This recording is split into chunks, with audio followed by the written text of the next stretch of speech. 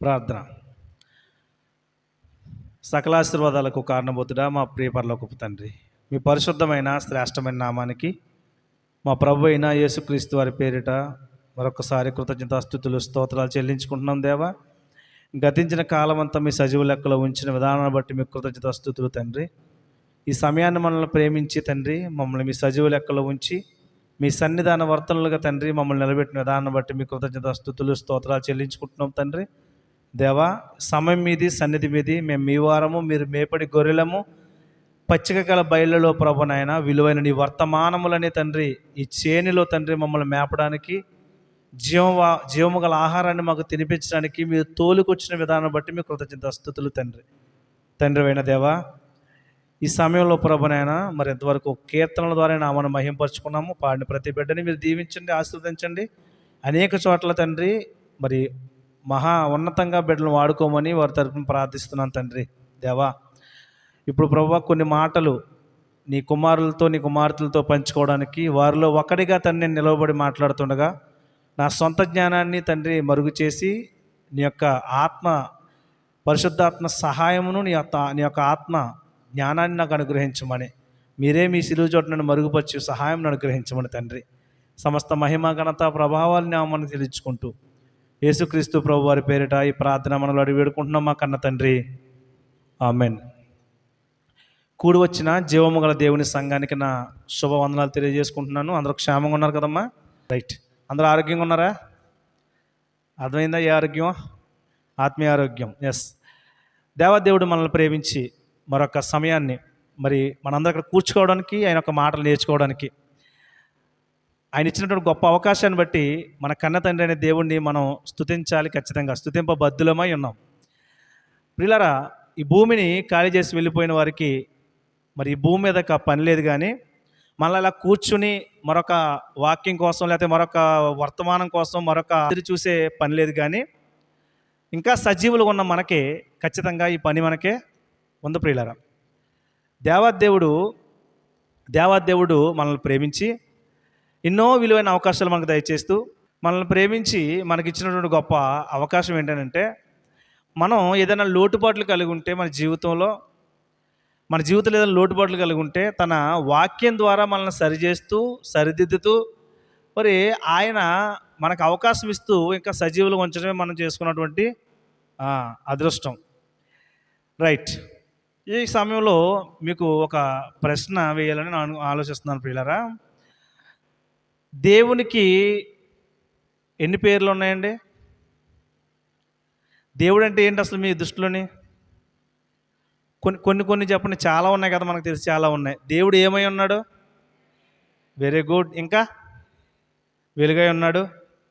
ఇంకా చెప్పాలి. మార్గమై ఉన్నాడు. ఇంకా వాక్యమై ఉన్నాడు. Very good. ఇంకా చాలా ఉన్నాయి కదండి. ఇంకానే ఉన్నాయా? ఇప్పుడు మీరు చెప్పారు కదా పేర్లు, నేను ఒక్కొక్కటి మీకు చెప్తాను మళ్ళీ. ఒకళ్ళేమో దేవుడై ఉన్నాడు అన్నారు, ప్రేమై ఉన్నాడు అన్నారు దేవుడు.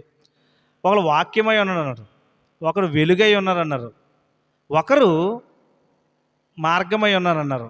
రైట్. ఇవన్నీ కరెక్టేనా కాదా? కరెక్టే.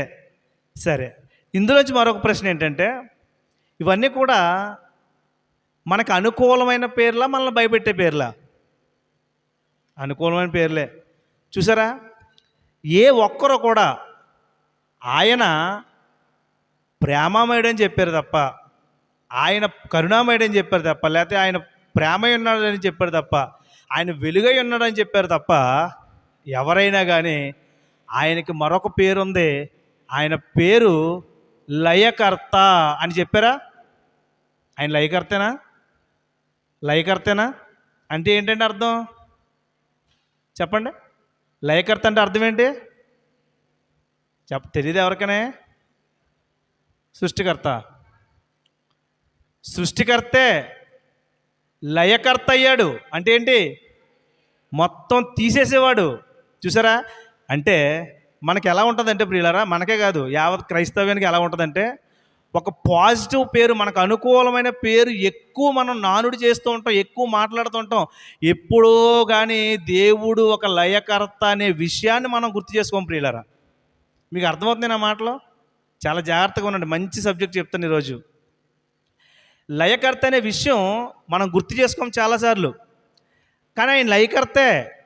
ఏమండి? ఇప్పుడు తండ్రి ఉన్నాడండి, తండ్రికి ఇద్దరు పిల్లలు ఉన్నారనుకుందాం. ఇద్దరు పిల్లల్ని ప్రేమగా చూస్తున్నాడు. వాళ్ళు ఇసిపిస్తున్నారు, ప్రేమగా చూస్తున్నాడు, బాధ పెడుతున్నారు, ప్రేమగానే చూస్తున్నాడు. తండ్రి ప్రేమగా చూపించినంత మాత్రాన కొట్టడానికి అర్థం ఏంటి? కొడతాడు కదా, చితక్ కొట్టేస్తాడు మొదలుపెట్టేటంటే. ఇంక విసుగొచ్చి ఆ విసుగు ఇంకా ఎక్కువ పరాకాష్ఠకి వెళ్ళిపోయిందంటే తర్వాత ఏమున్నాయి ఇంకా ఈపు విమానం మోతెక్కిపోద్ది అంటారు, మన సైడ్ భాషలో చెప్తున్నాను. అయితే ప్రియులారా, ఆలోచించండి. లయకర్త అనే మాట మీరు విన్నప్పుడు ఏమైనా కొంచెమైనా మీ హృదయాల్లో ఏమైనా భయం కలిగిందండి? లేకపోతే మేము ఆ కోణంలో ఉన్నాం కాబట్టి మాకు అలాగ అలవాటు అయిపోయింది కాబట్టి మాకు పెద్ద భయం ఏమి అనిపిస్తలేదని అనిపిస్తుందా? ఖచ్చితంగా దేవునికి ఉన్నటువంటి అన్ని కోణాలను ఆలోచిస్తే ఒకంత భయం కలగాలండి ఖచ్చితంగానే. ఎందుకంటే లయకర్త అండి, పేరుకున్న అర్థం తెలిస్తే మీకు ఆ భయం కలగదు. లయకర్త అంటే మొత్తం సమూల ధ్వంసం చేసేసేవాడు, మొత్తం లయపరిచేసేవాడు, లయం చేసేసేవాడు. ఇదేటండి బాబు, ప్రేమై ఉన్న దేవుడు, వెలుగై ఉన్న దేవుడు, వాక్యమై ఉన్న దేవుడు, మార్గమై ఉన్న దేవుడు, ఎన్ని పాజిటివ్ మనకు అనుకూలంగా అన్నీ కూడా మనకు దీవెనకరంగా ఉన్న దేవుడు ఒక లయకర్తకి ఈరోజు మనకు కనిపిస్తున్నాడంటే, ఈరోజు ఏంటి ఎప్పటి నుంచో కనిపిస్తాం కానీ మనం మర్చిపోయాం. ఈరోజు జ్ఞాపకం చేసుకుంటే మనకేమివ్వాలి తెలుసా? అమ్మో, నా తండ్రికి కోపం తెప్పిస్తే నా తండ్రి ప్రేమామయుడే కాదు, ఇదిగో లయకర్త, నన్ను కొట్టేవాడు, నన్ను బాధించేవాడు అని మనకు తెలియాలి ప్రియులారా. మీకు కొన్ని వచనాలు చూపిస్తానండి, చూడండి స్పీడ్గా. వచనాలు ఎక్కువ ఉన్నాయి, చూపిస్తాను మీకు ఇన్ఫర్మేషన్ కోసం రాసుకోండి. నేను సేకరించిన వచనాలు మీకు చూపిస్తాను. అందులో కొన్ని మాటలు మనం చూస్తే ఆయన యొక్క ఉగ్రత గురించి మాట్లాడుతూ, ఆయన కోపం గురించి మాట్లాడుతూ, కీర్తనల గ్రంథము 6వ అధ్యాయము, స్పీడ్ చదవండి అమ్మా. కీర్తనల గ్రంథము 6వ అధ్యాయము ప్రారంభవచనం. దావీదు గారు ఏమని ప్రార్థన చేస్తున్నారు, ఏమని దేవుడితో మాట్లాడుతున్నారు చూస్తే, కీర్తనల గ్రంథము 6వ అధ్యాయము ప్రారంభవచనం. యెహోవా, నీ కోపము చేత నన్ను గద్దింపకము. 2 లైన్ చాలా జాగ్రత్తగా ఉన్నాయి. నీ ఉగ్రతతో నన్ను శిక్షింపకము అన్నాడండి. ఏంటంటే దేంతోనట? ఉగ్రత అంటే ఏంటంటే ఇది ప్రేమేనా జాల, దయ? మరి ఏంటండి ఇది ఉగ్రత? ఎవరి గురించి మాట్లాడుతున్నాడు దావీదు గారు? మనం సాక్షాత్తు మన కన్న తండ్రి, మనల్ని కొనుక్కున్నటువంటి మన కన్న తండ్రి దేవుడి గురించి మాట్లాడుతున్నాడు. నాయన, నీ ఉగ్రత చేత నన్ను శిక్షింపకము అని మాట్లాడుతున్నాడు. రైట్. అదే కీర్తన గ్రంథం 38వ అధ్యాయము, కీర్తన గ్రంథం 38వ అధ్యాయము మళ్ళీ ప్రారంభవచనం. సేమ్ అదే దావీదు గారు అదే మాట మరొకసారి మాట్లాడుతూ, యెహోవా, 38 ప్రారంభవచనం. యెహోవా, నీ కోపోద్రేకము చేత నన్ను గద్దింపకము, నీ ఉగ్రత చేత నన్ను శిక్షింపకము. ఏమండి, దావీదు గారు ఎవరండి? ఏమన్నా సామాన్యుడా? రాజు అండి, మహారాజు. అలాంటి ఆయన దేవుని గురించి మాట్లాడుతూ, దేవునితో మాట్లాడుతూ అంటున్నాడు కదా, తండ్రి నీ కోపోద్రేకము, నీ కోపముతో కలిగిన ఉద్రేకం, ఆ ఉగ్రతకు మేము తట్టుకోలేము, ఆ ఉగ్రతను మేము తాళలేము, ఆ ఉగ్రత వద్దు తండ్రి, నన్ను రక్షించు, నన్ను తప్పించు, దాంతో నన్ను ఏం చేయొద్దు, శిక్షించొద్దు అని ఆయన ఉగ్రతకు భయపడినట్టుగా మనకు కనిపిస్తుందండి. ఏమండి, అర్థమవుతుంది కదా నా మాటలో? రైట్. ఇంకొక క్వశ్చన్ చూద్దాం. అదే కీర్తనల గ్రంథము 69వ అధ్యాయము 24వ వచనం కూడా చూస్తే, ఇవన్నీ కూడా మీకు ఇన్ఫర్మేషన్ కోసం, అంటే దేవుని యొక్క మరొక కోణాన్ని ఈరోజు మనం చూస్తున్నాం. ఎప్పుడు ప్రేమమయుడిగా, కరుణామయుడిగా, దయామయుడిగా, ప్రేమించేవాడిగా, దీర్ఘశాంతము కలిగిన వాడిగా చూస్తున్నటువంటి దేవుడు మరి మరొక దాగి ఉన్న కోణం ఈరోజు మనకు తెలియాలి. తెలియకపోతే మనం భయపోద్ది. ఏమండి, పిల్లలు కూడా తల్లిదండ్రులు అప్పుడప్పుడు కోపడకపోతే ఏం చేస్తారు? లోకు కట్టేసి పిల్లలు తల్లిదండ్రులు ఏడిపిస్తుంటారు, వాళ్ళ మాట వినరు. కానీ తండ్రి అప్పుడప్పుడు బెత్తమాడుతుంటాడు. ఎందుకు? నా జోలికి వచ్చి నన్ను కానీ అవమానపరిస్తే, నన్ను కానీ చిన్న తక్కువ అంచనా వేస్తే కనుక నీకు ఖచ్చితంగా ఏం పడతాయి? దెబ్బలు పడతాయని చెప్పడానికి. రైట్, చూద్దాం. 69వ కీర్తన 24వ వచనం చదవండి అమ్మా. వారి మీద నీ ఉగ్రత కుమ్మరించుము, నీ కోప అగ్ని వారిని పట్టుకొనుగాక అన్నారు చూసారా. అంటే కోప అగ్ని, కోపంతో కూడిన అగ్ని ఉందట. ఇదంతా ఏంటిది అంటే మనం నమ్ముకున్నటువంటి మన తండ్రి అయిన దేవుని యొక్క స్వభావం గురించి మాట్లాడుతున్నారు ప్రియులారా. ఏమండి, మీరు కాసేపు మీ మనసుల్లోంచి దేవుణ్ణి ఒక ప్రేమమయుడుగాను, ఒక కరుణామయుడుగాను, లేకపోతే ఒక దయామయుడుగాను, ఒక ప్రేమామయుడుగాను, ఒక ప్రేమైన ఉన్న దేవుడుగాను, ఒక వాక్యమైన దేవుడు అంతా పక్కన పెట్టి ఒక లయకర్తగా, ఒక అగ్నిలా మండుతున్నటువంటి ఒక కోపం కలిగిన వాడుగా మీ దృష్టిలో పెట్టుకుని ఒకసారి వాక్యం వినండి. ఈరోజు ఆయనకు ఉన్నటువంటి మరొక ఈ కోణంలో మనకి ఆయన ఒక ఉగ్రత కలిగిన వాడిగా, మహా ఉగ్రత కలిగిన వాడిగా, ఆయన ఉగ్రత చూపిస్తే మనం ఏమైపోతాం అన్న భయంతో ఈరోజు ఖచ్చితంగా మనం బయటకు వెళ్తాం ప్రియులారా. ఆలోచించండి, మీకు అర్థమవుతుంది కదా. ఈ వచనాలన్నీ రాసింది ఎవరు తెలుసా? చిన్న చితక మనుషులు కాదు రాసిందండి ఇవి. ఇశ్రాయేలు రాజు అయినటువంటి దావీదు గారు ఇన్ని మాటలు రాస్తున్నాడండి. ఇంకా రాశారు చూడండి, ఇంకా కిందకి 78వ కీర్తన, ఆసాపు కీర్తన 78వ కీర్తన 49 వచనం చదువుకుందాం. 49 ఇక్కడ ఐగుప్తుల గురించి మాట్లాడుతూ 78వ అధ్యాయము 78వ కీర్తన 49 వచనం. ఆయన ఉపద్రవము కలుగజేయు దూతల సేనగా తన కోపాగ్ని ఉగ్రతను మహోగ్రతను అన్నాడు. మరో మెట్టు ఇక్కడ చూసారు. అక్కడ కోపము కోపోద్రేకం అని ఇందాక చెప్తే ఇక్కడ ఉగ్రత మహోగ్రత. తేడా ఉందండి? ఉందా? సైన్యానికి మహాసైన్యానికి తేడా ఉందా? ఉంది.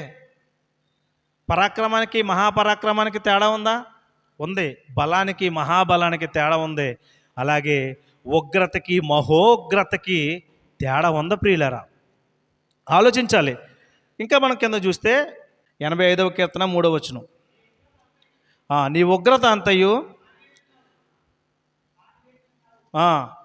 ఉగ్రత అంతయు మానివేసి ఉన్నావు, నీ కోపాగ్నిని చల్లార్చుకొని ఉన్నావు. ఒక సందర్భంలో దేవుడితో మాట్లాడుతూ నీ కోపాగ్ని, నీ ఉగ్రత అని మాట్లాడుతున్నాడు. ఇవన్నీ వచ్చిన ఎందుకు చూపిస్తున్నానంటే వివరించడానికి కాదు, కానీ అంటే దేవునికి ఉన్న మరో స్వభావం, ఈ విధమైన స్వభావం దేవుడు కలిగి ఉన్నాడు అని చెప్పడానికి మీకు ఈ వచనం అనేది చూపిస్తున్నాను. ఇవి మనం ఏదో పైన మాట్లాడుకుంటూ వెళ్ళిపోతున్నాం, కానీ ఒక వచనం తీసుకుని చదివితే ప్రియులారా, వివరించుకుంటే చాలా విలువైన మాటలు దేవుడు మనకి మరి అందులోంచి నేర్పిస్తారు. భయం, ఒకంత భయం మనకు కలుగుతుంది. మరి ఈ ఉగ్రత అంతా మరి ఎందుకు దేవుడు శాంతపరుచుకుంటున్నాడో, ఎందుకు ఆపుకుంటున్నాడో, ఎందుకు మరి ఆయన దీర్ఘశాంతం వహిస్తున్నాడు అని అంటే మన మీద ఉన్నటువంటి ప్రేమ. ఆ ప్రేమ అనే 2 అక్షరాలు ఈ ఉగ్రతనంతా తగ్గించేస్తున్నాయండి. చూసారా? ఇదంతా అందుకే మొత్తం ధర్మశాస్త్రం కానివ్వండి, బైబిల్ మొత్తం కానివ్వండి, 66 పుస్తకాలు ఉన్న సారమంతా కలిపి ఎక్కడ నిక్షిప్తమై ఉందండి? ప్రేమ అనే 2 అక్షరాల్లో నిక్షిప్తమై ఉండిపోయిందండి ప్రేమ. ఆ ప్రేమ ఎంత అగ్నిని చల్లారుస్తుంది ప్రేమ. అందుకే ప్రేమ త్వరగా కోపపడదంటండి. ప్రేమ అదిగా కోపోద్రేకం రానివ్వదు ప్రేమ ఉంటే. ఆ ప్రేమ ఈరోజు మనల్ని ఇంకా ఇలా నిలబెట్టిందండి. అందుకే ఇది ఒకవేళ వస్తుందేమో అని చెప్పి దావీదు గారు భయపడుతూ ఇన్ని సందర్భాల్లో నీ కోపోద్రేకము, నీ కోపము, నీ ఉగ్రత, నీ మహోగ్రత, నీ కోపోద్రేకం, కోపము అని పదే భక్తులు అందరూ రాస్తున్నారంటే ఆయనకి మరి ప్రేమే కాదు కోపం కూడా ఉందనే విషయం మనకు అర్థం కావాలండి ఈరోజు. ఏమండి, మనం వస్తాం, ప్రతి వారం వస్తాం, వచ్చి కాసేపు కూర్చుని ఏదో వింటున్నామని వెళ్ళిపోతాం. అసలు దేవుడిని పట్టించుకున్నామా లేకపోతే ఆయన యొక్క విలువైన ఆయన జ్ఞానాన్ని కానీ, ఆయన యొక్క మరి ఆయనకున్నటువంటి లక్షణాలు కానీ, ఏ సందర్భంలో ఎలా ఉంటాడు ఆయన, ఎలాంటి మరి మనస్తత్వం కలిగిన వాడైనా ఒకసారి ఎప్పుడైనా ఆలోచిస్తామండి మనం? ఆలోచించు. ఏ వారం వాక్యం వారం తీసుకుంటాం, వారం తీసుకుని అమ్మో ఈ వారం చాలా మంచి వాక్యం అన్నాను నేను, నాకు కావలసిన మరి ఆ ఎసెన్స్ అందులో దొరికింది, ఆ వాక్యమే దొరికింది కాబట్టి పర్లేదు ఈ రోజుకి అయిపోయింది అనుకుంటామే తప్ప అమ్మో దేవుడు ఈ రూపమే, ఈ యొక్క కోణమే కాదు మరొక కోణంలో కూడా దేవుడు ఉన్నాడని మనకి ఎప్పుడు అర్థమవుతుంది చెప్పండి? ఇదిగో ఇలాంటి వచనాలు చదువుతున్నప్పుడు అర్థమవుతుందండి. అంటే దేవుడు నన్ను ఎందుకు సహిస్తున్నాడంటే నా మీద ప్రేమను బట్టే. నేను చాలా జాగ్రత్తగా ఉండాలి, నేను చాలా కోపం పుట్టిస్తున్నానేమో, కోపం పుట్టిస్తే ఆయన ఉగ్రత ఉందనే విషయం గుర్తుండాలి మనకి మెయిన్. తండ్రి పిల్లలు కూడా అని చెప్పాను కదా, పిల్లలకు కూడా ఏముండాలి భయం. మా నాన్న నేను కానీ లేకపోతే మా అమ్మ నన్ను నేను కానీ ఎక్స్ట్రాలు చేస్తే ఏమవుద్ది, తన్నుతుంది అనే భయం ఎప్పుడైతే పిల్లలకు ఉందో, నీలో ఉన్నటువంటి మరో యాంగిల్, నీలో ఉన్నటువంటి మరొక కోణం నీ పిల్లలకు తెలిసిన అర్థం ప్రియులారా. అంటే నేను ప్రేమిస్తుంది, నన్ను పరిరక్షిస్తుంది, నాకు అన్నీ పెడుతున్నాను మా డాడీ అన్నీ తీసుకొస్తున్నారు అని పిల్లలు అనుకున్నంతసేపు పర్లేదు. కానీ ఎప్పుడైతే పిల్లలకి నీ యొక్క కోపం తెలియలేదో వాళ్ళు నిన్ను ఏం చేస్తారో లోకు కట్టేస్తారండి. అలాగని ఇంటికి వెళ్ళి చెతక్కొట్టమని కాదు, పిల్లల్ని సందర్భాన్ని బట్టి వాళ్ళని భయపెట్టండి, మంచి దారిలో తీసుకురండి. బెత్తం వాడిన కుమారుడు బుద్ధిహీనుడు అవుతాడు, గుర్తుపెట్టుకోండి. బెత్తం వాడండి, సందర్భాన్ని బట్టి వాడండి. అలాగని చెప్పి పిల్లల్ని కోపం రేపొద్దన్నాడు ఎఫెసీయులకు రాసిన పత్రికలో, అది కూడా చూసుకోవాలి. సమయం, సందర్భం ఇవన్నీ కూడా మనకి ఎలాగ ఉండాలంటే మరి తగిన సమయంలో దాన్ని ఉపయోగించే వారంగా ఉండాలి ప్రియులారా. మీకు అర్థమవుతుంది కదా. ఒక తండ్రి ఉదాహరణ మనకి ఇక్కడ పిల్లలుగా, సర్వోన్నతమైన తండ్రి, పరలోకమందున మన కన్న తండ్రి ఆయన పిల్లలుగా మన దగ్గర ఏం కోరుకున్నాడో తెలుసా? నాయన నన్ను ప్రేమించినంతకాలం ప్రేమిస్తారు, కానీ నేను శిక్షిస్తే మీరు చాలా బలంగా మరి తీవ్రంగా బాధపడతారో ఇది కూడా గుర్తుపెట్టుకోండి అని చెప్తున్నాడండి. ఏమండి, దీనికోసం ఒకసారి ఆలోచిస్తే దేవుడు ఒక దినాన్ని నిర్ణయించాడండి. అదే ఆయన ఉగ్రత దినము. పాట పాడుకున్నారు ఎప్పుడైనా చాలామంది, చిన్నప్పుడు పాడారండి. క్రీస్తులో బాగా పాడతారు. ఏం పాట అది? ఏ రోజట? అదే ఆ రోజు యేసయ్యా ఉగ్రత రోజు, 7 ఏండ్ల శ్రమల రోజు, పాపులంతా ఏడ్చే రోజు. ఎవరు ఏడుస్తారు? పాపులు ఏడుస్తారు. దాటేసిన వాళ్ళు ఏడక్కర్లేదు. ఇంకా సంతోషం, ఆ దినం కోసం ఎప్పుడు వద్దరా ఆ దినం ఎదురు చూస్తాం మనం. అయితేనే దీన్ని ఉగ్రత దినం అన్నాడు దేవుడు. ఈ ఉగ్రత దినం గురించి దేవుడు అనేక చోట్ల పూర్వకాలం నుంచి భక్తులతో చెప్తున్నాడు. ఆయన ఉగ్రత కలిగిన వాడు. ఇప్పుడు మనం ఏం చూస్తాం? ఉగ్రత కలిగిన దేవుడిగా మనం చూస్తాం. ఆయన ఒక దినాన్ని నిర్ణయించాడట. ఆ దినానికి పెట్టిన పేరంటే మహాభయంకరమైన దినం. మీకు ఒక గ్రంథాన్ని ఇప్పుడు మీకు తీసి చూపిస్తాను, చూడండి. యోవేలు గ్రంథం, ద బుక్ ఆఫ్ జోయల్, యోవేలు గ్రంథం. ఈ గ్రంథంలో చిత్ర విచిత్రమైన మాటలు ఉంటాయండి. చాలా బాగుంటుంది గ్రంథం. ఒకసారి చదువుకోండి మీరు, ఇంటికి వెళ్దాం. 3 అధ్యాయాలు కలిగినటువంటి ఈ యోవేలు గ్రంథాన్ని మనం చూస్తే, యోవేలు గ్రంథం పెతూయేలు కుమారుడని యోవేలు గారు రాశారు. ఈ యోవేలు అనే ఈ పేరు ఇశ్రాయేలీలో సర్వసాధారణమైన పేరు. అంటే చాలామంది తమ పిల్లలకు యోవేలు అనే పేరు ఎక్కువగా పెడుతూ ఉంటారు ఇశ్రాయేల్లో. ఎందుకు అని అంటే దీని పేరుకున్న అర్థం అటువంటిదండి. ఏంటి? ఇశ్రాయేల్లో యోవేలు అనే పేరుకున్న అర్థం ఏంటంటే యావే. హిబ్రూలో యావే అనే మాటకి, యోవేల్ అనే మాటకి అర్థం ఏంటంటే యెహోవాయే దేవుడు. ఏమండి, ఏంటమ్మా అర్థం? ఎస్, యెహోవాయే దేవుడని తెలియజేయడానికి ఈ పేరుని బట్టి ఇశ్రాయేలు అనేక మంది మరి యోవేలు అనే పేరు పెట్టుకోవడం మనం చూస్తాం. మనకు తెలిసినటువంటి సమూయేలు గారు కూడా తన కొడుక్కి, ఆ కుమారుడికి యోవేలు అని పేరు పెట్టారు. మనం ఆ చరిత్రలోకి వెళ్తే మనకు అర్థమవుతుంది. ఇంచుమించు ఈ యోవేలు అనే పేరుతో బైబిల్ గ్రంథంలో ఒక సుమారు 13-14 మందిగా వరకు ఉన్నారని మరి చరిత్రకారులు అంచనా వేస్తారు. మనం వెతుక్కుంటే మనకు కూడా దొరుకుతాయి. సో ఏదేమైనప్పటికీ ఇందులో మనకి బుక్ రాసినటువంటి యోవేలు ఎవరంటే పెతూయేలు కుమారుడైన యోవేలు. ఏమండి, క్లియర్ కదా? ఆ యోవేలు ఎవరైనప్పటికీ మనకు ఒక ఇన్ఫర్మేషన్ ఇక్కడ ఇస్తున్నాడు. ఈ యోవేలు గ్రంథంలో ప్రియులారా, ఇశ్రాయేలీలకి బుద్ధి చెప్పడానికి యోవేలు పంపించి, అసలు ప్రారంభంలోనే చాలా విలువైన మాటలు ఉంటాయి చూడండి. పెద్దలారా, 2వ వచనం, పెద్దలారా ఆలకించుడి, దేశపు కాపురస్తురాలా మీరందరూ చెవియొగ్గి వినుడి. ఇలాంటి సంగతులు మీ దినములలో కానీ మీ పితరుల దినములో కానీ జరిగినదా? ఈ సంగతి మీ బిడ్డలకు తెలియజేయుడి.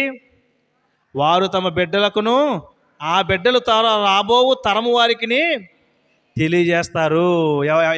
ఎవరు తెలియజేయాలంటమ్మా? తరతరాలకి ఈ సంగతులు ఏం చేయాలి? తెలియజేయాలంటే ఇది ఒక తరానికి సంబంధించిన విషయం కాదని మనకి ఇక్కడ అర్థమైపోతుంది. అవునా? అంటే ఏం చెప్పాలనుకున్నాడు యోవేలు గారి ద్వారా దేవుడు అని అంటే, ఇదిగో మనం ఆలోచించినట్లయితే ప్రియులారా, అదే గ్రంథము, అదే యోవేలు గ్రంథం ప్రారంభ అధ్యాయము 15వ వచనం. ఆహా, యెహోవా దినము వచ్చెనే, అది ఎంత భయంకరమైన దినము!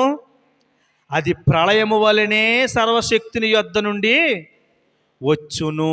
చూసారా ఏం పరిచయం చేస్తున్నాడమ్మ ఇక్కడ ఈ గ్రంథంలో మనకే? ఇంచుమించు 5 సార్లు యెహోవా దినం అనే పదం ఈ బుక్లో రాయబడిందండి.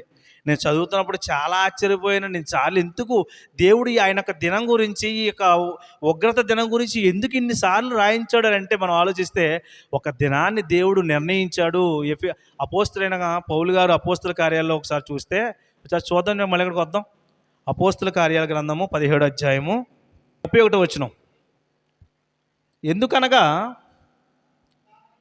తాను నియమించిన మనుషుల చేత నీతిని అనుసరించి భూలోకమునకు తీర్పు తీర్చబోయడి ఒక దినము నిర్ణయించి ఉన్నాడు. చూసారా ఎవరి ద్వారానట?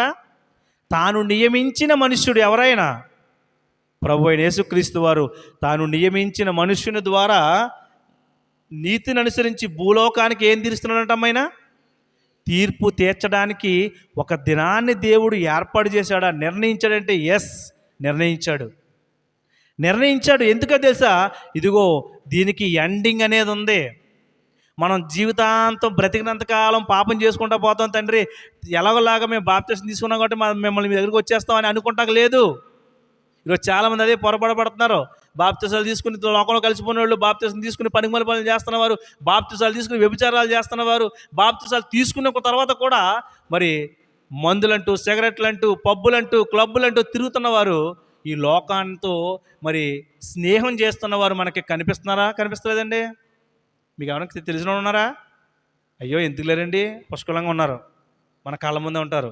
ఏమనంటే ఏడుస్తారు. మళ్ళీ వాళ్ళకి తెలియాలి, ఇదిగో కడ వరకు అంతం వరకు సహించిన వాడు ఎవడో వాడే రక్షణ పడతాడు తప్ప, మధ్యలో దేమాల లోకంలో కలిసిపోయి లోకాన్ని స్నేహించిన వాడు ఎవడో రక్షణ పడ్డావు.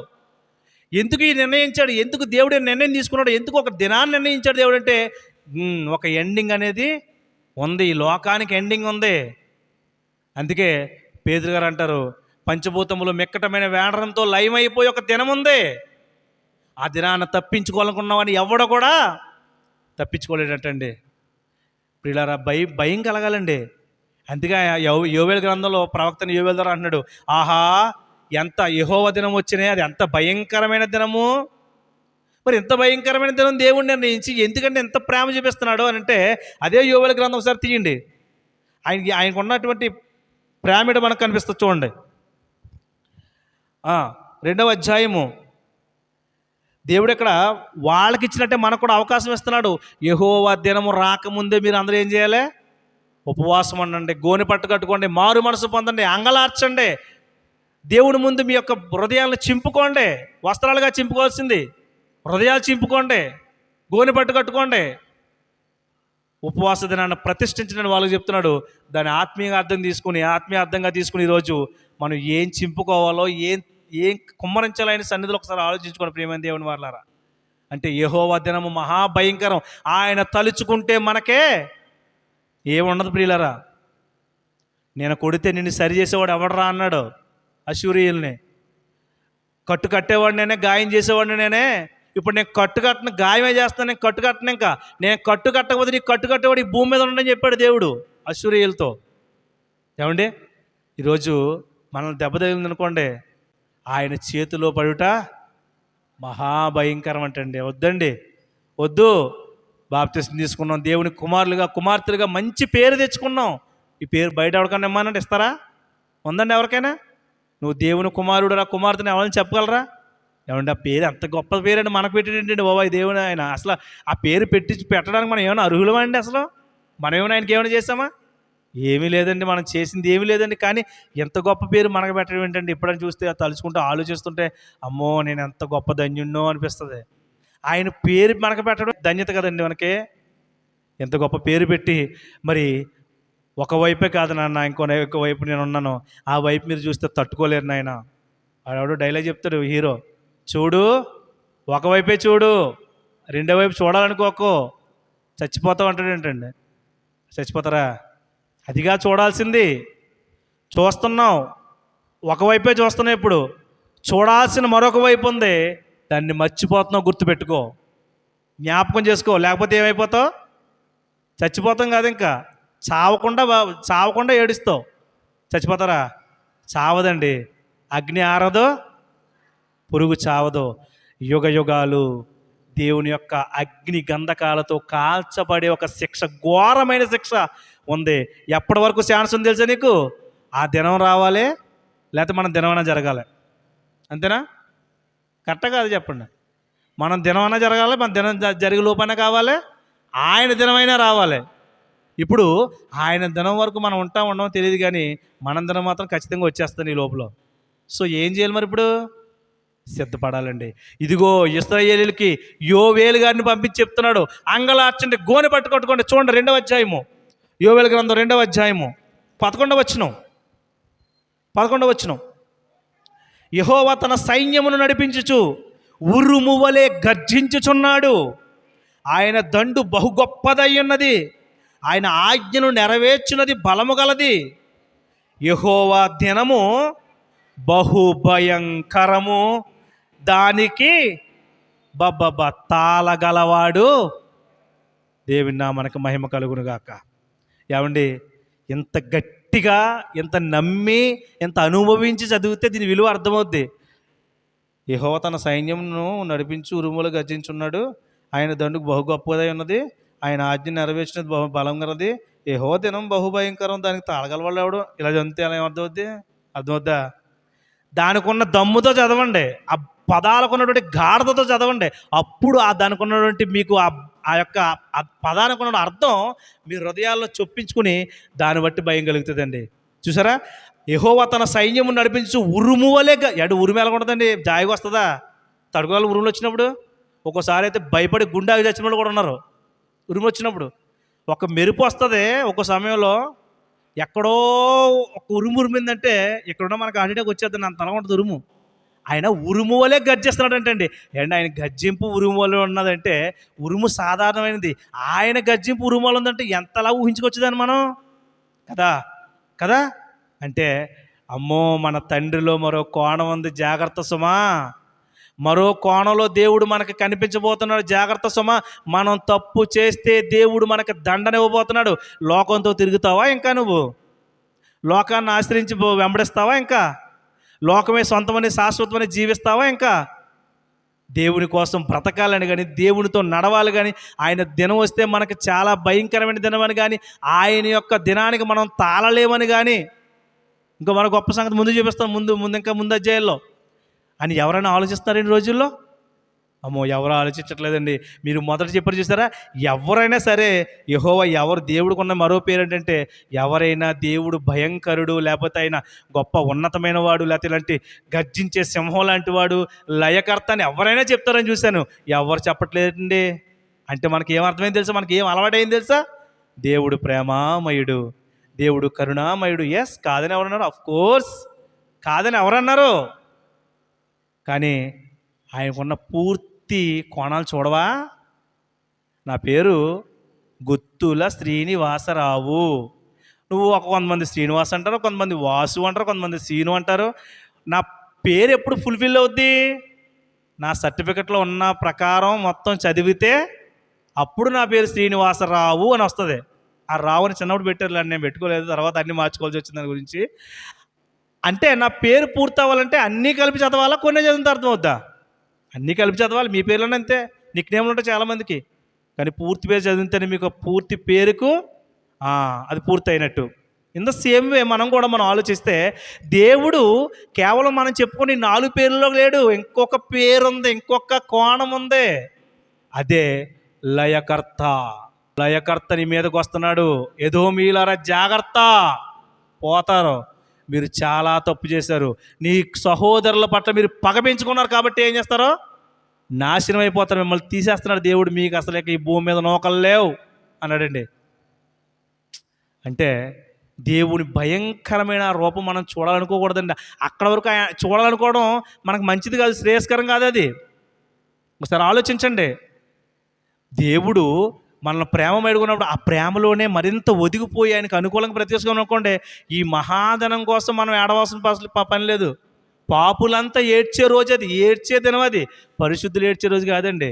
పరిశుద్ధులకి ఎలాంటి రోజు అది చెప్పండమ్మా? పరిశుద్ధులకి ఎలాంటి రోజు? ఎవరికే పని చేయట్లేదు ఎవరికనే. అమ్మా ఎస్, పరిశుద్ధులకు చెప్పండి పండగ రోజు, పరిశుద్ధులకి పండగ. ఇదేంటండి, తండ్రి దినాన్ని అన్నీ లయమైపోతుంటే, మనం తండ్రి దగ్గరికి వెళ్ళిపోతుంటే అన్నీ సిద్ధపడిపోయి అప్పుడు మనం సమస్తం సిద్ధం చేసేసుకుని, తండ్రి నీ దగ్గర రావడానికి నేను రెడీ అని చెప్పబోతుంటే నువ్వు రెడీ అయినప్పుడు నీకు ఎందుకు ఏడుపు వస్తుంది? ఇంకా మరి ఎప్పుడు ఏడుపు వస్తుంది? సిద్ధపాటు లేనప్పుడు ఏడుపు వస్తుంది. దానికి నువ్వు వ్యతిరేకంగా ఉన్నప్పుడు ఏడుపు వస్తుంది. అతను అయితే ఏడుపు వస్తుంది, క్షమించాలి. ఏమండి? కాబట్టి ఇక్కడ అంటున్నాడు, ఆహా చదవండి 2వ అధ్యాయము. ఉరుమూలే గర్జించినాడు, ఆయన దండు బహు గొప్పదై ఉన్నది, ఆయన ఆజ్ఞను నెరవేర్చినది బలము గలది, యెహోవా దినము బహుభయంకరము, దానికి తాళగలవాడెవడు అనేసి. ఇంకో ఇప్పుడు వినండి. ఇప్పుడైనను ఎవరు చెప్తున్నాడు ఈ మాట? ఎవరికే? మనకు కదా. అదే చెప్తాను అనుకున్నాను నేను. మీరు ఇశ్రాయేలు అంటారని తెలిసి నాకు. మరి ఈరోజు మనకెందుకు ఇచ్చాడండి చదువుతూ? మనకు కూడా చెప్తున్నాడండి బాబు.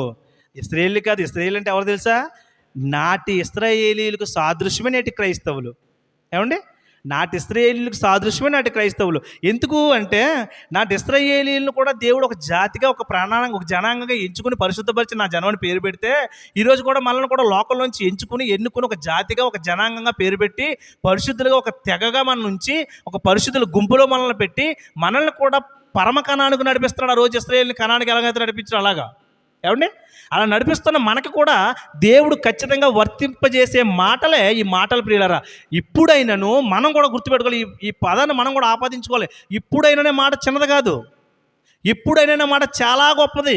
ఎందుకంటే ఇప్పుడైనను అనే మాటలో ఏముంది చెప్పండి మీరు? అవకాశం ఉంది. అర్థమవుతుందా? ఇప్పుడైనను అంటే అర్థం ఏంటి? ఇదిగో నువ్వు తప్పు చేసావు నాయన. జడ్జి గారు ఏమంటారు విడుదల చేసే ముందు? ఇప్పుడైనాను జాగ్రత్తగా ఉండు. పోలీస్ స్టేషన్కి వెళ్ళినప్పుడు, అరే ఇప్పటిదాకా ఊరుకున్నాం, ఇప్పుడుదాకా చేసింది మన్నించేసాం, ఒప్పుకున్నాం, ఇంకా కొట్టేస్తాం కేసు, ఇప్పుడైనా కొంచెం జాగ్రత్తగా ఉండు, వాళ్ళ దగ్గర పెట్టుకుని మాటి గొడవలకు వెళ్ళకో, కొట్లాట్లకు వెళ్ళకో, నీకు పనికిరాని వాటి కోసం వెళ్ళకో, ఇప్పుడైనా కొంచెం జాగ్రత్తగా ఉండు అంటారు.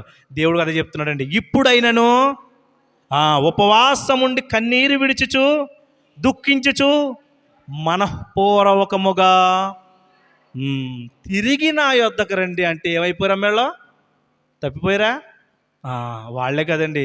ఈరోజు ఇశ్రాయేలీయులకు సాదృశ్యంగా ఉన్న మనం కూడా ఏమైపోయాం? తప్పిపోయామండి. చాలామంది అలా ఉన్నారండి.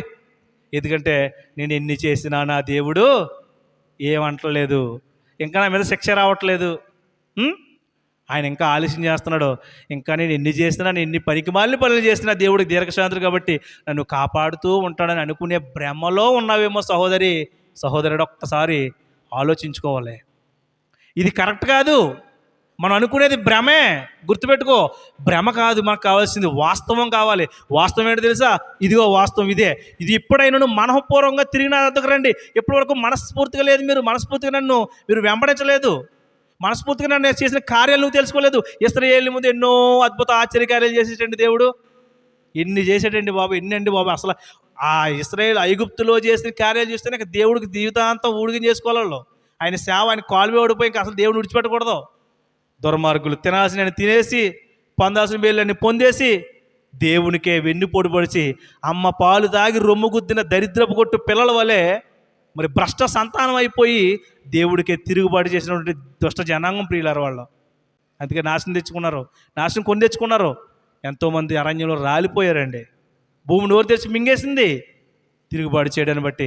అందుకే ఇంకా తర్వాత తరాలకి ప్రవక్తలను పంపించాడు, న్యాయాధిపతులను పంపించాడు, రాజులను పంపించాడు. అనేక మంది ద్వారా దేవుడు మాట్లాడుతూ, ఇదిగో ఇప్పుడైనా ఈ తరం వచ్చేసరికి యోవేలు గారి ద్వారా మాట్లాడుతున్నాడు. ఇదిగో ఇప్పుడైనా మీరు ఉపవాసం ఉండండి, ఉపవాసం ప్రకటించుకోండి, ఆయన కన్నీరు విడవండి, దుఃఖించండి, మీరు చేసిన తప్పును బట్టి పశ్చాత్తాపడండి. ఈరోజు తప్పు చేసి కూడా పశ్చాత్తాపడిన జీవితాలు ఎంతో మంది దగ్గర ఉంటాయండి. అసలు మనస్సాక్షి కూడా ఉండదు వాళ్ళకి. తప్పు చేస్తారు కానీ నేను చేసిన తప్పు కాదని ఒక భ్రమలో బ్రతికేస్తున్నారు చాలామంది. కరెక్ట్ అంటారు? అది ఒప్పుకుని విడిచిపెట్టాలా? అలా బ్రతికేయడం కరెక్టా? ఒప్పుకుని విడిచిపెట్టాలా? ఇదిగో కన్నీరు విడవాలండి. తండ్రి నేను చేసింది చాలా తప్పు నాయనా, నన్ను క్షమించు. ఇదిగో తెలియక అజ్ఞానంతో చేశాను, నిన్ను కుమార్తెగా చేరిన తర్వాత కూడా నేను చాలా తప్పు చేశాను, దయతో నన్ను మన్నించని కన్నీరు విడవాలి, దుఃఖించాలి, హృదయాన్ని చింపుకుని ఒక హన్నా వలె తన హృదయాన్ని మీ సన్నిధి ఏం చేయాలి? ఆయన సన్నిధిని కుమ్మరించాలి. అప్పుడు కదా దేవుడు నీ పశ్చాత్తాపాన్ని చూస్తాడు. ఏమన్నా నాకు ఆశ్చర్యం వేసిన విషయం ఏంటి చెప్పమంటారు ఈ గ్రంథంలోనే? చంపుతానని ఆయనే చెప్పి పరిష్కారం కూడా ఆయన చెప్తాడు ఏంటండి? ఇదేంటండి బాబు దేవుని ప్రేమ? అసలు అది గుర్తొచ్చినప్పుడు నాకు యోనా గారు గుర్తొస్తారు. నాకు తెలిసిన ఆయన నువ్వు ఎంత ప్రేమ గలవాడు అని. నువ్వు చెప్తే చెప్పేస్తావు, కానీ తర్వాత ఏం చెయ్యు, నెరవేర్చు. నువ్వు మళ్ళీ మనసు మార్చుకుంటావు, పశ్చాత్తాపడిపోతావు, వాళ్ళు మళ్ళీ కనికరించేస్తావు. నేను చెప్పడం వెళ్ళడం కూడా అనవసరం అంటాడు ఆయన. అది గుర్తొస్తూ ఉంటుంది చిన్నపిల్లలాగా. ఏమండి, ఇక్కడ ఆలోచిస్తుంటే ఇదిగో ఇలాగ ఉన్నారు మీరు, మిమ్మల్ని తీసేస్తాను, మిమ్మల్ని చంపేస్తానని చెప్పకుండా ఇదిగో నేను అలాంటి వాడిని, నేను చాలా భయపెడతాను. చూసారా? నయానో భయానో పిల్లల్ని ఏం చేసుకుంటామండి? మన దారి తెచ్చుకుంటాం కదండి. అవసరమైతే వాళ్ళ దారిలోకి వెళ్ళి మన దారి తెచ్చుకుంటాం. పిల్లల్ని పోగొట్టుకుంటామండి మనం. మన కడుపుని పెట్టిన వాళ్ళని పిల్లల్ని ఏమైనా తప్పు చేస్తే మనం చంపేసుకుంటామండి. దేవుడు ఇంకా అంతకంటే గొప్పవాడు కదండి. అవును కదా? మన పిల్లల్నే మనం విడిచిపెట్టుకోలేం కదా.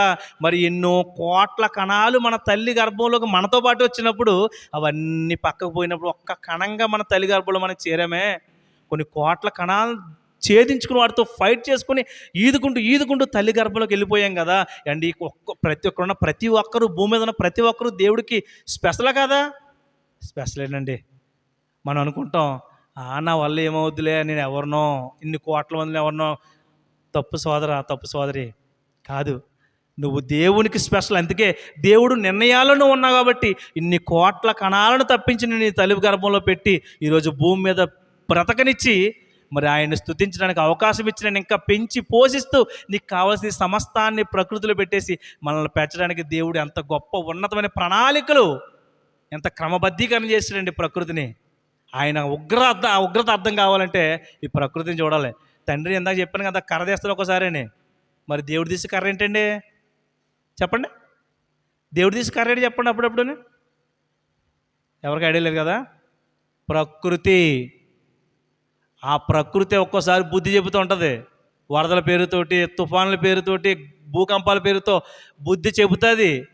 ఇదిగో దేవుడు ఉన్నాడు, దేవుడు ఇలా ఉంటాడు అని చెప్పడానికి ఒక నిదర్శనంగా, ఒక ముంగుర్తుగా, ఒక ఛాయగా కనిపించని దేవుడు నడిపిస్తున్నట్టు ఒక ప్రణాళికలే ఇదిగో ఈ యొక్క భయంకరమైనటువంటి తుఫాన్లు కట్టనం ప్రియులారా. ఏమన్నా అవి చూసినప్పుడు భయం వేస్తుంది మనకే, లేదా హాయిగా శుభ్రంగా చెవులో పాటలు పెట్టుకుని పడుకుంటారు అందరూనే. మన వరదలతో విజయవాడ వరదలు వచ్చినాయి కదా. మరి వరదలు వస్తే రానివ్వండి మాకేటని చెప్పి అందరూ కూర్చుని ప్రశాంతంగా ఉన్నారా? బెంబేలెత్తిపోలేదు. మొత్తం రాష్ట్రం మొత్తం అల్లకల్లోలం అయిపోలేదు. విజయవాడ ప్రాంతం అంతా ఎంత అకలావికలం అయిపోయింది ప్రియులారా. ఎంత దారుణంగా తయారైంది. పాపం నివాసం లేక, గూడు లేక. అంటే దేవుడు ఇలాంటి వాటి ద్వారా ఇదిగో ఇది నా బెత్తం, ఇది నా సైన్యం, గుర్తుపెట్టుకోండి. నాతో గనక మీరు పరాచకాలాడితే, నా ప్రేమను మీరు చేతగనగనగా తీసుకుంటే, నేను ప్రేమిస్తాను ఉంటాను, నేను దీర్ఘశాంతం గలవాడిని, ఇలాంటి ప్రేమ చూపించినప్పుడు మీరు గనక దాన్ని చేతగానితనంగా తీసుకుంటే గనక నా బెత్తం వాడాల్సి వస్తుందని చెప్పడానికి ఇదిగో అక్కడక్కడ ఇటువంటి ప్రకృతి వైపరీత్యాలు జరుగుతూ ఉంటాయండి. గుర్తుపెట్టుకోండి, బండ గుర్తు వేసుకోండి ప్రియులరా. అర్థమవుతున్నాయి అన్న మాటలో. ప్రియమైన దేవుని వాళ్ళు ఆలోచించండి. ఇక్కడ ఉపవాసం ఉండండి, కన్నీళ్ళు విడండి అని చెప్తూ దేవుడు అంటాడు కదా. పైన చూడండి ఎంత బాగుంటుందో. ఇదే యెహోవా వాక్కు.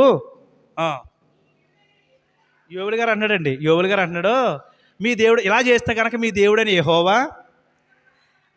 ఇప్పుడు ఆయన యొక్క మీరు ఇందాక చెప్పినటువంటి మనకి అనుకూలంగా మనం ఏదైతే ఇప్పుడు దాకా మనం కొనసాగుతున్నామో అది చెప్తున్నాడు చూడండి. యెహోవా మీ దేవుడని యెహోవా వాత్సల్యములు గల వాడును, శాంతమూర్తియు, అత్యంత కృపగలవాడునయుండి తాను చేయనుద్దేశించిన కీడును చేయక పశ్చాత్తాప పడును గనుక. ఏం చింపుకోవాలంటమ్మా? వాళ్ళు ఏం చింపుకుంటున్నారట? మాట్లాడితే వస్త్రాలు చింపేసుకుంటున్నారంటండి. బట్టలు బాగా ఎక్కువ ఉన్నట్టు ఇశ్రాయేలుకి. మాట్లాడితే వస్త్రాలు చింపుకుంటారు. మీరు చింపుకోవాల్సిన వస్త్రాలు కాదు, నేను ఏం చింపుకోవాలంట మరి? మీ హృదయాలను చింపుకోండి. చింపుకుని ఏం చేయాలి? ఆయన తట్టు తిరగండి. కానీ ఇదిగో మీరు చింపుకోవాల్సిన వస్త్రాలు కాదు. యెహోవా దినము చాలా భయంకరం. వార్నింగ్ ఇస్తున్నాడండి దేవుడు. వార్నింగ్ ఇస్తున్నాడు. ఆ వార్నింగ్లో మనకి ఏం కనబడాలి తెలుసా? అమ్మో, నా తండ్రి గొప్ప శిక్షకుడే, శిక్షించేవాడే, కోపాగ్ని గలవాడు, ఉగ్రత గలవాడు, మహోగ్రత గలవాడు.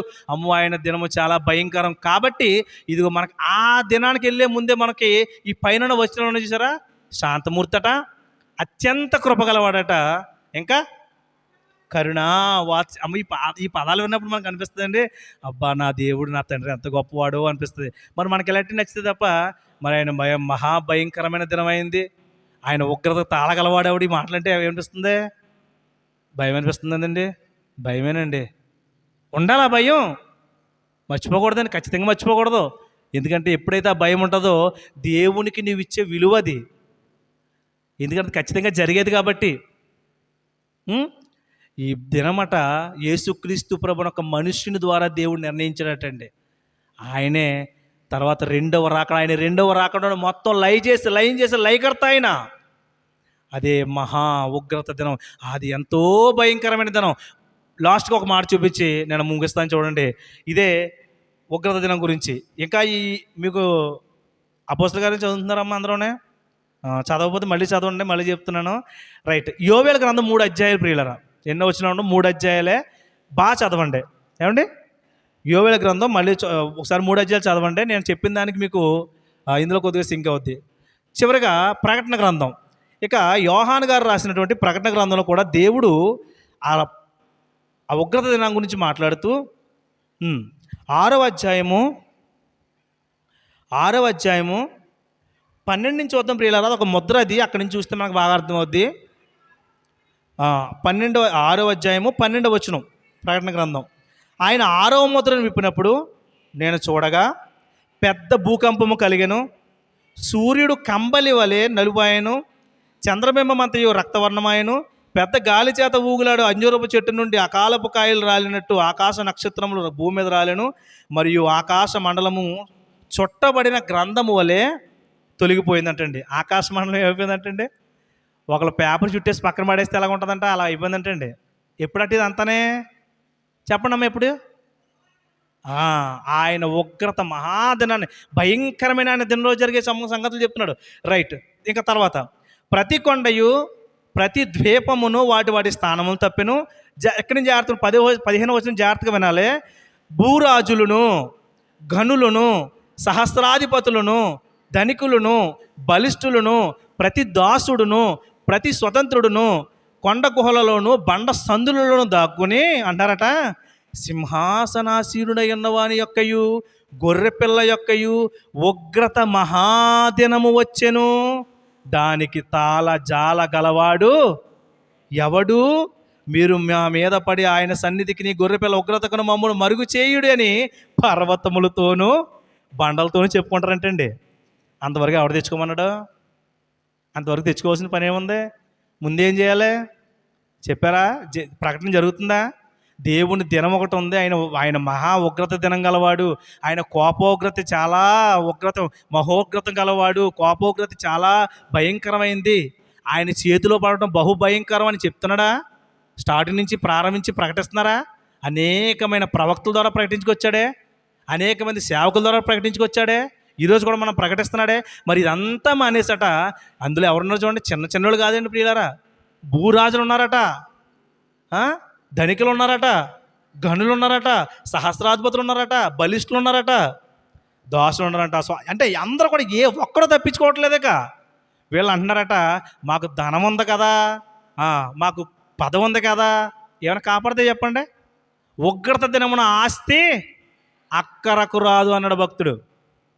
ఎంత గొప్ప మాటలు ప్రియులారా. కాబట్టి ఉగ్రత దినాన్ని ఆస్తి అక్కడికి రాదని మనకు తెలిసినప్పటికీ మనం దాని నుంచి పెద్ద లెక్క చేయం. మనకి ఎలాంటి దేవుడు కావాలంటే ప్రేమ చూపించేవాడు కావాలి, కరుణ చూపించేవాడు, ఇదే అనుకుంటాం తప్ప మరొక కోణం దేవునికి ఉంది.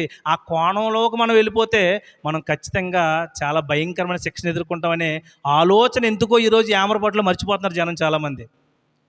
తన పిల్లలుగా పిలవబడిన వారు ఇశ్రాయేలు కూడా అలా మర్చిపోతున్నారని ఎప్పటికప్పుడు ప్రవక్తల ద్వారా, ఎప్పటికప్పుడు న్యాయాధిపతుల ద్వారా, తన భక్తుల ద్వారా నానా విధాలుగా దేవుడు మాట్లాడి వాళ్ళని సరి చేయాలనుకున్నాడు. వారికి మళ్ళీ క్లూలు ఇస్తాడండి ఆయన. ఎందుకంటే ఆయన అత్యంత ప్రేమ గలవాడు, కరుణ వాత్సల్యం కలిగిన వాడు, ఏమండి శాంతమూర్తి, దీర్ఘశాంతం కలిగిన వాడు. కాబట్టి అన్ని అవకాశాలు ఇస్తున్నాడు. దాని పేరే ప్రేమ. ప్రారంభంలో చెప్పుకున్నాం మనం, ప్రేమే సమస్తాన్ని కప్పేస్తుందండి. ప్రేమ దోషాలను కప్పేస్తుంది. ఆ ప్రేమ అన్న దేవుడు కాబట్టి ఆయన ఉగ్రతను కూడా, ఆయన కనిపించిన 4వ కోణాన్ని, ఆయన కనిపించిన మరొక కోణాన్ని వెనక పెట్టుకుని ముందుకు ప్రేమ చూపిస్తూ మనల్ని అందరినీ ఆయన దగ్గరికి తీసుకోవాలని చూస్తున్నాడండి. ఇక్కడ కొండ సందుల, బండ సందుల, మహాపర్వతాల ఏవి దాచగలవో చెప్పండి, దేవుడు కనబడకుండానే దాచగలవో చెప్పండి. లేదంటే నాకు చాలా అండర్ గ్రౌండ్ తవ్వుకుని లోపలికి వెళ్ళిపోయానండి, లోపలికి వెళ్ళిపోతే అక్కడి నుంచి నన్ను ఎవరో చూడలేరు అనుకుంటారా? దాన్ని కూడా పైకి తీసుకొచ్చేస్తారు దేవుడు. అసలు నువ్వు తవ్వుకున్న అండర్ గ్రౌండే ఉండదు. నువ్వు తవ్వుకున్న అండర్ గ్రౌండ్ ఉంటుందా? పంచభూతములు మిక్కటమైన వేండ్రంతో ఏమైపోతాయి? లయమైపోతే అందులో మనం ఉంటాం. మనం పంచభూతాలు దాటుకుని ఎక్కడికి వెళ్తాం చెప్పండి? సో ఒక విషయం ఆలోచించండి. దేవుడు ప్రేమమయుడే కాదని అన్నే, కరుణమయుడే కాదని అంటలేదే, అత్యంత కృపగలవాడే కాదని అంటలేదే. ఇదే సందర్భంలో మరొక మాట చెప్తున్నాను, ఆయన మహా ఉగ్రత కలిగిన వాడు. గుర్తుపెట్టుకోండి, ఆయన ఉగ్రత ఖచ్చితంగా మనకి ప్రమాదకరం. ఆ ఉగ్రత పాలవకుండా ఈ లోపల మనం చక్కబెట్టుకోవాల్సిన చక్కబెట్టేసుకుని దేవునికి అనుకూలమైన పిల్లలుగా మనం అందరం ఉండాలని ఈ మాటల ద్వారా మరొకసారి ఆయన ఉగ్రత, ఆయన కోపాన్ని మీ అందరికీ మరొకసారి జ్ఞాపకం చేస్తాను. మీకు తెలుసు, మర్చిపోయారంతే. అందుకే ఏ ఒక్కరిని పేరు అడిగినా కానీ, లయకర్తని కానీ, మరి సమూల ధ్వంసకుడని కానీ, మహాభయంకరుడు కానీ, ఇటువంటి మాటలు ఏం చెప్పలేదు. మీరు ఏం చెప్పారంటే ప్రేమమేడని చెప్పారు, దయమేడని చెప్పారు, ఇదే చెప్పారు. అంటే అదే అలవాటైంది మనకి. అంటే దాని గురించి ఏమైపోయింది, మర్చిపోయాం. కాబట్టి దేవుడు ఈరోజు మనకి ఈ విషయాలు జ్ఞాపకం చేస్తారండి. మేము అందరూ కూడా మనసులో పెట్టుకోండి. హృదయంలో ఒక పక్క దేవుని యొక్క ఆ యొక్క కోణాలు ఖచ్చితంగా ఉండాలి మన దృష్టిలో. వాక్యం చదివినప్పుడు బయటపడతాయి, చదివినప్పుడు భయం కలిగి జీవించండి ప్రియులారా. ఆ భయం కలిగి అందరూ ఉండాలని దేవుని యొక్క ఆ మహాదినానికి సంతోషంగా వెళ్దాం. పాపలంతా ఏడుస్తారు, మనం పరిశుద్ధులు పండగ చేసుకుందాం. అటువంటి విధంగా మనం అందరూ ఉండాలని మనస్ఫూర్తిగా కోరుకుంటూ ఈ మాటలు ముగిస్తున్నాను. తలలు వంచండి, ప్రార్థన చేసుకుందాం ప్రియులారా.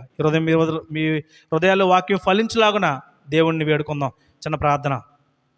సర్వోన్నతుడా, సకలాశీర్వాదాలకు కారణభూతుడా తండ్రి, ఈరోజు ప్రభువా మీరు మాకు ఇచ్చిన ఆధిక్యతను తండ్రి మేము చులకనగా చేసి, మా తండ్రి మమ్మల్ని శిక్షించట్లేదు కదా అని చెప్పి మిమ్మల్ని లోకువుగా చేసి తండ్రి మీ యొక్క శిక్షను తప్పించుకుంటూ తండ్రి నాయన మీరు చూపించిన ప్రేమను చేతగానితనంగా తీసుకుంటూ మమ్మల్ని మేము తండ్రి నాయన మిమ్మల్ని మేము తక్కువ చేసుకుంటూ తండ్రి మిమ్మల్ని తక్కువ చేస్తూ మా హృదయాల్లో తండ్రి మీకుండే స్థానాన్ని తండ్రి తగ్గించేసుకుంటూ తిరుగుతున్నాం. మేము ఒకసారి జ్ఞాపకం చేసుకుని తండ్రి అటువంటి విధంగా ఇక్కడ ఎవరైనా ఉంటే తండ్రి నాయన మమ్మల్ని సరి చేసుకోవడానికి తండ్రి మీరు చూపించినటువంటి బెత్తమనే తండ్రి మహా ఉగ్రత దినం తండ్రి, ఈ ప్రకృతి వైపరీత్యాలు ఇవన్నీ చూస్తున్నప్పుడు తండ్రి మాకు ఒక ఎంత భయం కలిగి మీరు ఉన్నారని తండ్రి, మీరు మరొక కోణంలో ఈ విధంగా మాకు కనిపిస్తున్నారనే గొప్ప విషయాన్ని తండ్రి మేము తెలుసుకుని భయపడి వణుకుచు గడగడలాడుచు మా హృదయాలను తండ్రి, వస్త్రాలు కాదు తండ్రి, హృదయాలు చింపుకొని మీ ముందు మోకరించడానికి తండ్రి, ఉపవాసం తండ్రి, మా హృదయాలతో ఉపవాసం చేయడానికి తండ్రి, కన్నీరు విడవడానికి, దుఃఖించడానికి తండ్రి, పశ్చాత్తాపడడానికి మాకు సమయాన్ని ఇచ్చారు తండ్రి, ఇంకా ఆయుష్ని ఇచ్చారు, అవకాశం ఇచ్చారు తండ్రి.